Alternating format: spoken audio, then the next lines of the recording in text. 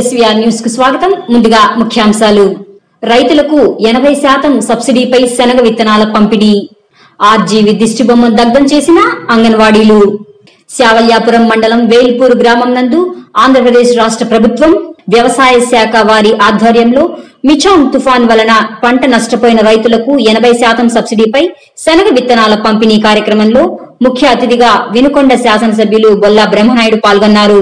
ఈ సందర్భంగా అర్హులైన రైతులకు రాయితీ ప్రభుత్వం ద్వారా అందిస్తున్న శనగ విత్తనాల పంపిణీ చేశారు. ఈ కార్యక్రమంలో వారితో పాటు సంబంధిత శాఖ అధికారులు, నియోజకవర్గ మండల స్థాయి నాయకులు తదితరులు పాల్గొన్నారు.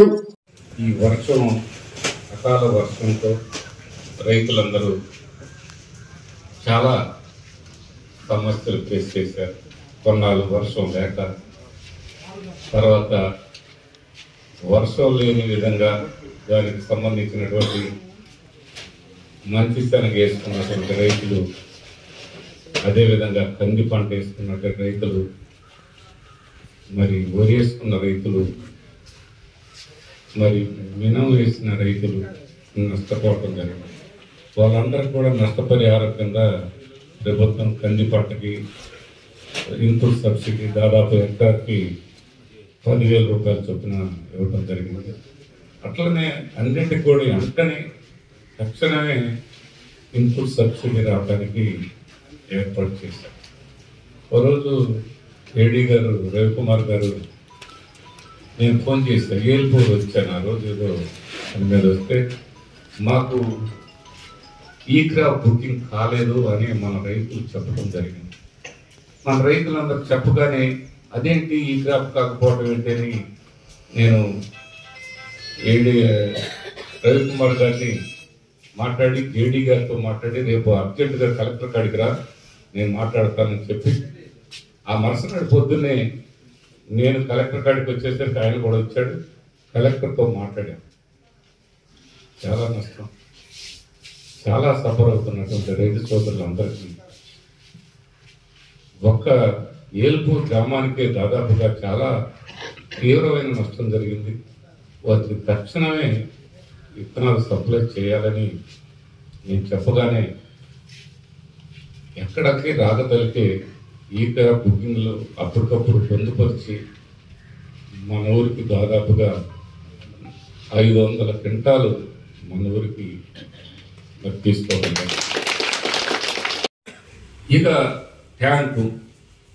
ట్యాంకు కూడా నేను చెప్పాను, వెంటనే ఒక ట్యాంకుని మళ్ళా దానికి కూడా పర్మిషన్ తీసుకుంటున్నాం. మళ్ళా కొత్త ట్యాంక్ పెట్టి, ఈ ట్యాంక్ నిలబడే పరిస్థితిలో లేదు.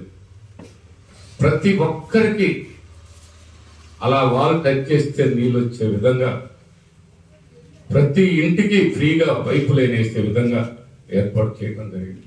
నాకు చాలా సంతోషం అనిపించింది.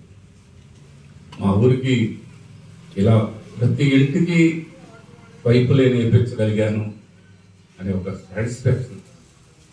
అదే కాదు, మన ఊరికి ఇవాళ కరెంటు సబ్స్టేషన్ 24 hours మనం కరెంటు మనకు ఉండే విధంగా మనం ఆ విధమైనటువంటి ఆలోచన చేసి మరి ఏర్పాటు చేసుకోవడం జరిగింది. ఇదంతా కూడా మనం చాలా ఆనందించాల్సినటువంటి ఈ పనులన్నీ కూడా ఈ సామాన్యంగా జరగవు. ఇవాళ గంటవారిపాలెం నుంచి గతంలో వచ్చేదానికంటే ఇవాళ వస్తున్నటువంటి రోడ్డు, ఆ లైటింగు, ఆ దేవురు ఏల్పూర్ అంటే ఇవాళ ఒక మంచి మోడల్ గ్రామంగా ఇవాళ చూస్తూ ఉంటే నాకు చాలా, నేను ఎమ్మెల్యేగా అనే దానికంటే కూడా ఈ ఊరి బిడ్డగా నేను పుట్టి పెరిగినటువంటి నా గ్రామానికి అన్ని అంగులు ఎటు చూసినా మీరు చూడండి. ఆ స్తంభాలు కూడా స్పెషల్గా హైట్ స్తంభాలు ఆ విధంగా చేపించుకునే దాంట్లో మరి మన ఊరికి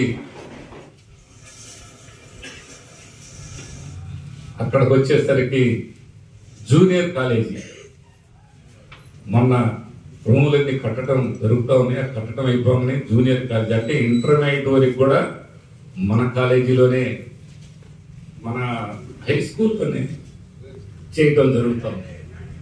ఇదే కాకుండా మరి మన ఊరికి వాటర్ ప్లాంట్ ఉంటే ఇంకొక వాటర్ ప్లాంట్ కావాలని అటు మాటికపల్లెకి కానీ మాలపల్లెకి కానీ అటున్న గ్రామానికి కానీ, గ్రామం ఆ వైపు ఆ తరపు లైబ్రరీ వైపు ఆ వైపు ఉన్న వాళ్ళకి అందుబాటులో ఉండాలని టెంపుల్ దగ్గర మినరల్ వాటర్ ప్లాంట్ పెడతాం.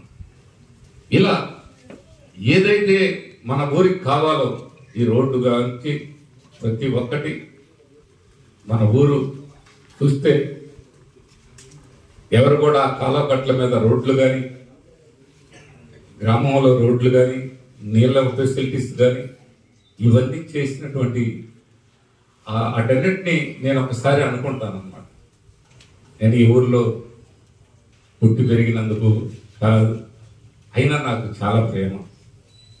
నాకు నా ఊరంటే నాకు చక్కటి అవకాశాన్ని కల్పించారు. అందరూ కలిసి అందరితో పాటు తిరిగి ఇక్కడ ఉన్న వాళ్ళందరితో పాటు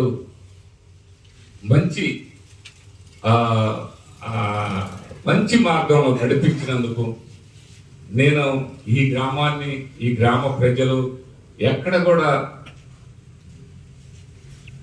డిస్టర్బ్ లేకుండా, గొడవలు లేకుండా, అల్లర్లు లేకుండా మంచి వాతావరణంలో తీర్చిదిద్దారు గత పెద్దలందరూ కూడా.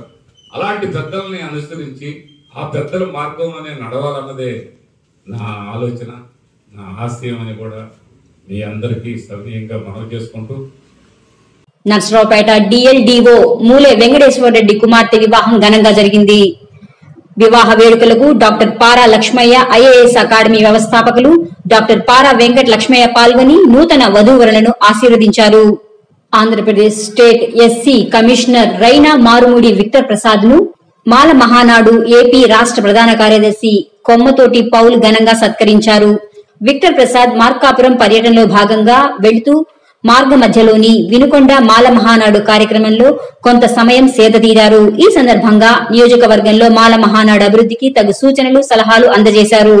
ఈపూరు మండలం బొమ్మరాజుపల్లి గ్రామంలోని పత్తి నవ్య పుష్పాలంకరణ వేడుకలు ఘనంగా జరిగాయి.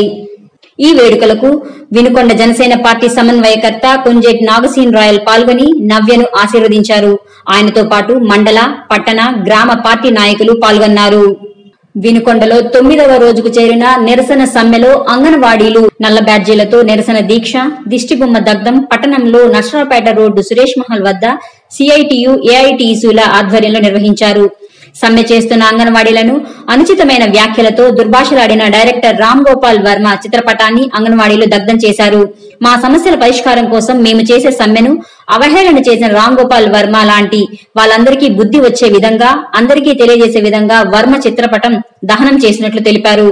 బుధవారం నల్ల రిబ్బన్లతో నిరసన కార్యక్రమం చేపట్టారు.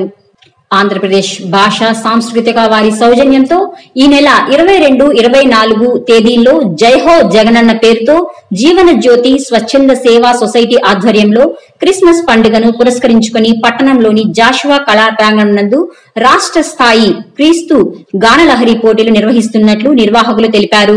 పోటీలకు ముఖ్య అతిథులుగా వినుకొండ శాసనసభ్యులు బొల్ల బ్రహ్మనాయుడు, విశిష్ట అతిథులుగా డొక్క మాణిక్య వరప్రసాదరావు, కలెక్టర్ లోతేటి శివశంకర్, రాష్ట్ర పర్యాటక సాంస్కృతిక శాఖ మంత్రి ఆర్కే రోజాలు హాజరనున్నట్లు తెలిపారు.